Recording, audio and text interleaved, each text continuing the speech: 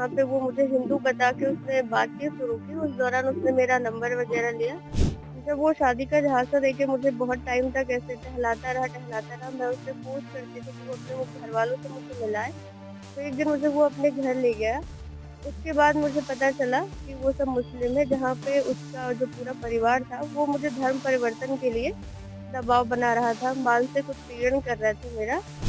बस्ती नहीं, हमको लग रहा है कि बस्ती जोन में इस प्रकार का जो ये षड्यंत्र चल रहा है अफजलुल हक प्रिंस और उसके परिवार के द्वारा, अगर गंभीरता से इसकी किसी स्वतंत्र जांच एजेंसी से जांच कराई जाए तो मुझे लगता है कि ये पूरे देश में खलबली मच जाएगा। इतने बड़े नेटवर्क का पर्दाफाश होगा। ये बहुत बड़ा, बहुत कुख्यात अपराधी है। अपना बता देगी तो कोई भी व्यक्ति, समान व्यक्ति रो देगा। इसके परिवार को, इसके भाई को बांध करके, बंधक बना करके, अपहरण करके उसको बुलाया जाता था। किसी भाई के को बंधक बना करके उसकी बहन को कहीं बुलाया जाए, उसके ऊपर क्या दर्द बीतेगा। पहले से लव जिहाद का एक सनसनीखेज मामला सामने आया है। फिलहाल पीड़िता ने यह आरोप लगाया है कि जो व्यक्ति है वो उससे उसकी मुलाकात 2022 में हुई थी और उस युवक ने अपने आप को हिंदू बताया था। उसके हाथों में कलावा था, कहीं ना कहीं कलावा के साथ छलावा भी हो चुका। फिलहाल आपको बता दें कि पीड़िता ने यहाँ बताया कि जब उसकी 2022 में उससे मुलाकात हुई तो उसने बताया कि वो उसको नौकरी दिलाएगा। नौकरी दिलाने के नाम पे उससे जो उसने प्रेम किया और उसको लगातार उसके साथ वह दुष्कर्म करता रहा। पीड़िता ने यह भी बताया कि जो आरोपी है वो एक बार उसे अपने घर भी ले गया। वहां ले जाने के बाद उसके साथ दुष्कर्म किया और उसको दुष्कर्म करने के बाद ने उसको लगातार यह कहता रहा कि उसे नौकरी दिलाएगा। लेकिन पीड़िता ने यह भी कहा कि वो कहीं ना कहीं जो आरोपी है वो कहीं ना कहीं उसके साथ लगभग उन्होंने लगभग 200-250 या 300 की बात की जाए कि लगभग उसने कई लड़कियों के साथ ऐसा दुष्कर्म किया, उनको अपने प्रेम जाल में फंसाया। प्रेम जाल में फंसाने के बाद यह भी उसका कहनामा है कि वो लड़कियों को विदेश तक भेजता था, बाहर बाहर भेजा करता था, जहां पे उनको देह व्यापार में डाला जाता था। यह भी बताया उस पीड़िता ने कि उस नेटवर्क से ये लड़की किस तरीके से बाहर आई और बाहर आने के बाद में उसने अपनी आप बीती जो है पुलिस को बताई। फिलहाल इस पूरे मामले में पुलिस ने तत्काल तत्काल इसको एक्टिव लिया और एक्टिव होने के बाद में पुरानी बस्ती थाना क्षेत्र में मुकदमा दर्ज हुआ।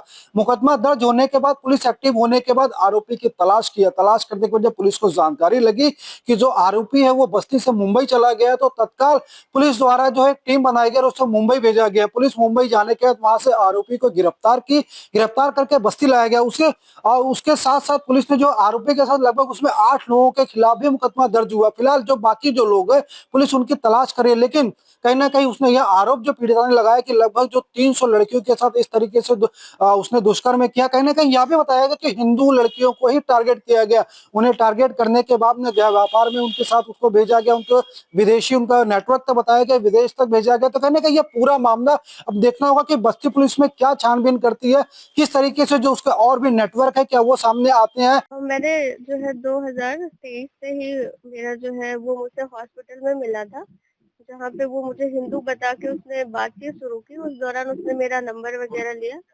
उसका नाम प्रिंस था और उसने जो हाथ में कलावा वगैरह बांधा था, तो मुझे लगा वो प्रिंस ही है। उसका नाम वो उसने हिंदू भी बताया था। तो मेरी बातचीत उससे हुई। उसके बाद जो है उसने मेरा नंबर लिया, मुझे दूसरे हॉस्पिटल में जो है जॉब के लिए बुलाया, मालिक से मिलवाने के लिए। वहाँ पे उसने जबरदस्ती मेरे साथ कट्टा लगा के दुष्कर्म किया। और उसका नाम है प्रिंस। उसका पूरा नाम है अशफरुल हक। जब वो शादी का झांसा देके मुझे बहुत टाइम तक ऐसे टहलाता रहा, मैं उससे फोर्स करती थी कि वो अपने वो घर वालों से मुझे मिलाए। तो एक दिन मुझे वो अपने घर ले गया। उसके बाद मुझे पता चला कि वो सब मुस्लिम है, जहाँ पे उसका जो पूरा परिवार था वो मुझे धर्म परिवर्तन के लिए दबाव बना रहा था, मानसिक उत्पीड़न कर रहे थे मेरा। और वहाँ पे उन्होंने मुझे जबरदस्ती कमरे में बंद करके, उसने और उसका भाई असफरुल हक शान, जिसका नाम है सोनू, तो उसने मेरे साथ गलत किया। और उसकी पूरी फैमिली ने और एक कोई जो व्यक्ति था, जो मतलब मुझे नहीं पता वो कौन था, वो आया, उसने भी मेरे साथ रेप किया। उसके बाद मुझे वहां से मैं निकल गई कैसे भी करके। बस यही हुआ मेरे साथ। ये लोग बहुत सारी लड़कियों के साथ ऐसा ही करते हैं, जो कि अपने आप को हिंदू बताते हैं। वो और उसका भाई दोनों का काम यही है। लोग का ऐसे एक गिरोह है जो हिंदू लड़कियों को फंसाते हैं मिलके और उनसे देह व्यापार करवाते हैं। और इनका जो है बहुत आतंकवादी गिरोह से भी इनका संबंध है।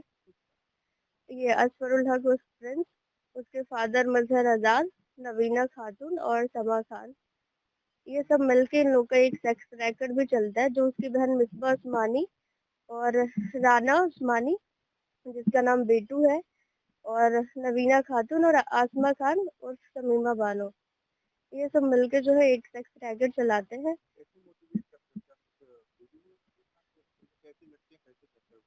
जैसे कि पहले प्रेम जाल में फंसाते हैं, उसके बाद जो है बाकी लड़कियों को ऐसा दिखाते हैं, शारीरिक संबंध बनाते हैं, उनका वीडियो प्यार में वीडियो बना लेते हैं, फोटो बना लेते हैं, उसके बाद उनके घर वालों को दिखा देंगे या समाज में ऐसा करवा देंगे, तो उसका डर दिखाता है, जिससे लड़कियां मान जाती है और उनके साथ वो लोग बहुत गलत करते हैं, दुष्कर्म करते हैं और उनको बाहर देशों में बेचते भी हैं, उनसे देह व्यापार कराते हैं।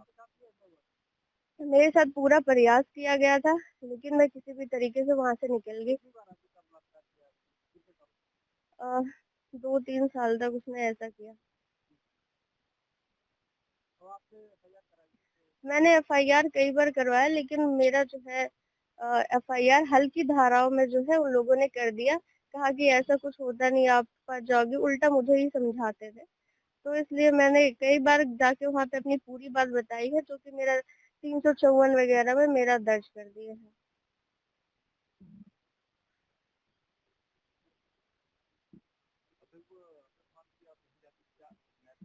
हाँ, वो मेरे भाइयों को धमकाता था, मारने की धमकी देता था, कई बार उसने मेरे भाई को मारा, मेरे पिता को टॉर्चर किया, मेरी पूरी फैमिली को उसने परेशान कर डाला है। नहीं जाते थे तो वो मेरे घर पे फोन करता था, मेरे भाई को स्कूल पे जाके वहां पे मार मार के मुझे वीडियो बना के भेजता था, किडनैपिंग करता था। तो मैं डर की वजह से वहाँ, हाँ जी जी, तो फिर मैं डर की वजह से मैं जाती थी। कम से कम 200-300 प्लस लड़कियां, हिंदू लड़कियां उसके शिकार हो चुकी है। मैं भी उनमें से एक थी जो नहीं, और कई लड़कियों को उसने बेच दिया, उनका पता भी नहीं है कि वो कहाँ गई। बहुत बड़ा रैकेट है उसके पूरे परिवार का। उन लोग का एक गिरोह है, मैंने बताया, वो सब लड़कियों को बहला फुसला के देह व्यापार करवाते और बाहर भेज देते, कहाँ जाते हैं वो किसी को नहीं पता। पहले मुझे नहीं पता था, उसने मुझे प्रेम जाल में फंसाया ऐसे बात करके कि वो एक हिंदू है, उसने कई बार टीका वगैरह भी लगाया। जी जी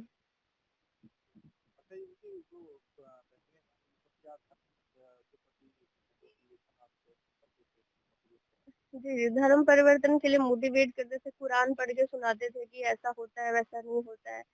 और ये जो इसकी बहनें हैं और इसकी जो माँ है, ये सबका जो है एक सेक्स रैकेट ये लोग चलाते हैं, जिसमें लड़कियों को फंसाते हैं और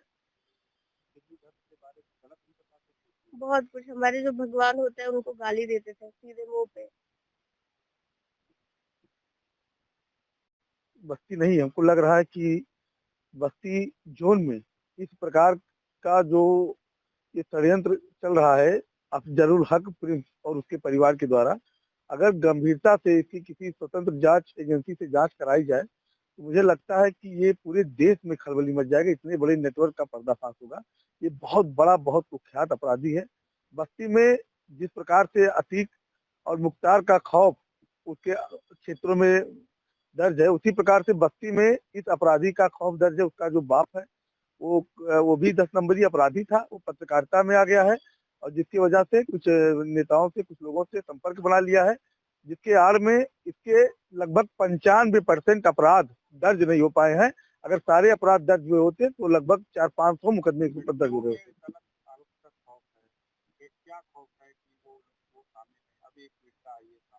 देखिए, खौफ लड़कियों में नहीं है, खौफ लड़की के परिजनों में है, खौफ पूरे जिले के लोगों में, चाहे वो हिंदू हो चाहे मुसलमान हो।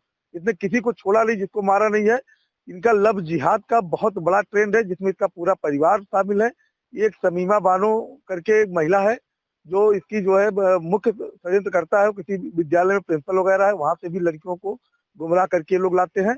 और मैं तो सरकार से मांग करूंगा कि इसमें किसी स्वतंत्र जांच एजेंसी से इसकी जो है, इसका जो नेटवर्क है, इसके जो लोग हैं, पूरी स्वतंत्रता से जांच कराई जाए। बहुत बड़े चक्रव्यूह का पर्दाफाश होगा और मैं आपके चैनल के माध्यम से बस्ती प्रशासन को भी आभार व्यक्त करता हूँ, उन्होंने गंभीरता से लेते हुए मुकदमा दर्ज किया है और हम लोगों को उम्मीद है अपने पूज्य योगी आदित्यनाथ जी महाराज जी से कि इस मामले को स्वतः संज्ञान लेंगे और ऐसे दुर्दांत अपराधी को उसको उसकी औकात बताने का कार्य करेंगे।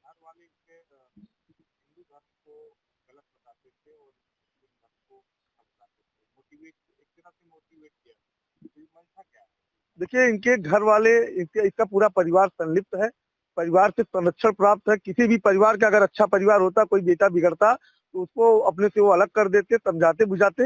लगातार देखिए इनका पूरा परिवार इसको जो संरक्षण देता है, क्योंकि ये लोग किसी न किसी छांगुर बाबा जैसे गैंग से, किसी न किसी आतंकवादी गैंग से इनका सीधा संपर्क है और इनको उसका जो है लाभ मिलता है, आर्थिक लाभ मिलता है। इसलिए पूरा परिवार लग करके इसको इस आतंक की दुनिया में भेज दिया है, जहाँ पे ये सैकड़ों हिंदू लड़कियों को लव जिहाद के चक्कर में फंसा करके उनका न्यूड वीडियो बना करके उनको देह व्यापार में भेजता है, उनको अलग अलग मौलानाओं के पास भेजता है। और अभी तो एक मामला आया है, मुझे ऐसा लग रहा है कि बहुत सारे मामले अभी ये पुलिस जब इसको पकड़ लेगी, इसका खौफ कम हो जाएगा, बहुत सारे मामले ऐसे उजागर होंगे। तमाम लड़कियां स्वयं आकर के इसके खिलाफ एप्लीकेशन देंगी। इस प्रकार की सूचना हमको भी प्राप्त हुई है। अब हम लोग उस पर भी लगेंगे और हम जिला प्रशासन से मांग भी करेंगे कि इसके जो इसका पूरा कॉल डिटेल निकाला जाए, 3-4 वर्षों का देखा जाए कितने लोगों के संपर्क में था, कैसे कैसे वो लोग कहाँ है कहाँ नहीं है। तो बहुत सारी चीजें को अगर सही से जांच हो तो हमने कहा ना, बहुत सारी चीजों का खुलासा होगा। बहुत ही भयानक अपराधी है ये। बिल्कुल, इसका इसका जो मुख्य धंधा है वो सेक्स रैकेट का ही धंधा है। इसके परिवार का जो मुख्य बिजनेस है वो सेक्स रैकेट ही है। सेक्स रैकेट के द्वारा हिंदू लड़कियों को प्रेम जाल में फंसा करके, देखिए इसका नाम कितना अच्छा है, प्रिंस नाम है, अफजरुल हक। और ये प्रिंस के नाम से इसका तमाम फोटो सोशल मीडिया पे है जिसमें तिलक लगाया है। तमाम हिंदुओं को गुमराह करके उनके साथ उठता बैठता है। जिन हिंदू के यहाँ उठता बैठता है उन्हीं की बहन बेटियों को टारगेट पे लेकर के उन्हीं को फंसा करके डिस्टर्ब करता है।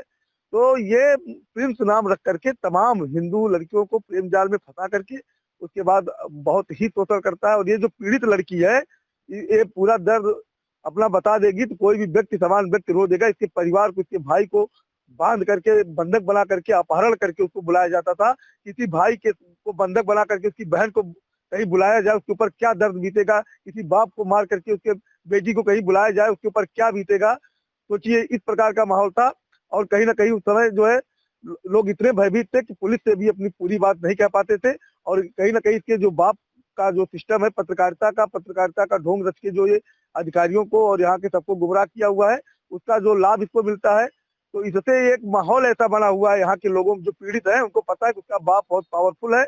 हम कहीं थाने में जाएंगे तो मेरे खिलाफ उल्टी कार्रवाई हो जाएगी, तब मुझे वो मार ही डालेगा। इस वजह से ज्यादातर लोग उसके बाप की वजह से कोई एप्लीकेशन, कोई उसमें कार्रवाई नहीं कर पाते। देखिए 26 मुकदमे इस पे दर्ज हैं, 27 दर्ज हो गए हैं और सब गंभीर मुकदमे हैं। और सबको पता है, पूरे बस्ती वासियों को पता है कि जो 26 मुकदमे हैं, ये सिर्फ 5% मुकदमे दर्ज हो, 95% मुकदमे उसके बाप की वजह से और इसके दबंगई की वजह से, इसके खौफ की वजह से नहीं दर्ज हो पाए हैं। तो मेरा मान है कि ऐसे दुर्दांत अपराधी को समाज में खुला छोड़ना, कहीं ना कहीं पूरे समाज को खतरे में डालना है। और इसका तत्काल जड़ से इसको समाप्त किया जाए। इसके घर पे बुलडोजर चले, जो अवैध संपत्ति इसने बनाया है उसको सरकार जब्त करे और इसका एनकाउंटर करे। देखिए, थाना पुरानी बस्ती, जनपद बस्ती का रहने वाला एक युवक जिसका नाम अफजरुल हक उर्फ प्रिंस है, ये पुलिस जनपद बस्ती थाना कोतवाली में पंजीकृत अभियोग में वांछित चल रहा था। 25,000 रुपए का उस पर इनाम था। इसको गिरफ्तारी के लिए गठित टीम द्वारा बांद्रा मुंबई इलाके से गिरफ्तार किया गया, जहाँ से नियमानुसार इसका न्यायालय से ट्रांजिट रिमांड प्राप्त किया गया। आज उसे बस्ती न्यायालय में पेश किया जा रहा है, यहाँ से नियमानुसार रिमांड याचना की जाएगी। इसमें साक्ष्य संकलन और अन्य कार्यवाही प्रचलित है।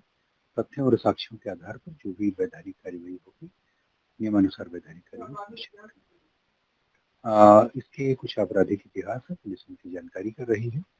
और इस संबंध में जैसा मैंने कहा कि सुसंगत साक्ष्यों के आधार पर ही पुलिस कोई निर्णय लेगी। अभी एक महिला के प्रकरण में उसके ऊपर जो है कथित रूप से रेप का आरोप था और उसके पूर्व का भी एक मामला जिसमें धारा 307 का एक एफआईआर इसके विरुद्ध पंजीकृत है। इन मामलों में भी रिमांड की कार्रवाई की जाएगी। क्या इसमें आगे किस तरीके से, क्या उसमें पैटर्न क्या यूज किया, तो अब सारे जो मुख्य उसमें जो एविडेंस है, उस सारे इलेक्ट्रॉनिक साक्ष्य की बात की जाए, सारे डॉक्यूमेंट और एविडेंस को पुलिस खंगाल रही है। अब इसके बाद पुलिस उसमें क्या कार्रवाई करेगी, ये देखने वाली बात होगी। बस्ती से जितेंद्र श्रीवास्तव की रिपोर्ट, IBC 24।